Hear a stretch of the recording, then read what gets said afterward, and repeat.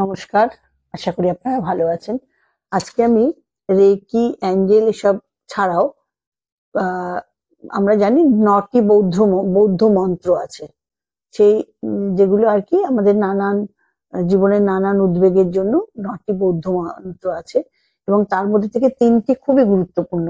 সেই তিনটে আমি পেয়েছি এবং আমি সেই জন্য চাইছি যে আমার যারা বন্ধু আছেন এবং যারা আমার স্টুডেন্ট আছে তারা এটাকে তাদের এটা দিতে চাই, আমি সেই জন্য আমি এটা বলছি। এটা ইচ্ছা করলে আপনারা বলতে পারেন।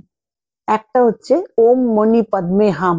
ওম মণি পদ্মে হাম, এই বৌদ্ধ মন্ত্রগুলি, এটিও বৌদ্ধ মন্ত্রগুলির মধ্যে এমন একটি যা করুণা, সুখ এবং তৃপ্তির জন্য ব্যবহার করতে পারেন। এই মন্ত্রটি জীবনে সুখী হতে সাহায্য করে ও সামগ্রিক সুস্থতার অনুভূতি জাগায়। আর একটা হচ্ছে গ্রিন তারা মন্ত্র। আশা করি আপনারা সবাই এটা জানেনও হয়তো। যারা জানেন না তাদের জন্য বলছি। ওম তারা তুত তারা তু রে সোয়াহা। ওম তারা তুত তারা তু রে সোয়াহা। এটি সম্পর্কের বাধা অতিক্রম করতেও আরো আবেগগত ভাবে ভারসাম্য রক্ষা করে। এই মন্ত্র মানসিক নিরাময় এবং আধ্যাত্মিক জ্ঞান বৃদ্ধি করে। আরেকটি হচ্ছে মানে যেটাকে বৌদ্ধ মন্ত্রের মধ্যে সেরা বলা হয়, সেটি হচ্ছে নামনিয়হ রেঙ্গে কিউ।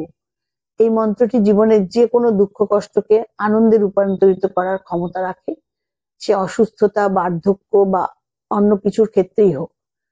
এই মন্ত্রটি ভয় কাটিয়ে উঠতে সাহায্য করবে আর যে কোনো অসুবিধায় বা সমস্যার মুখোমুখি দাঁড়াবার ক্ষমতা প্রদান করে।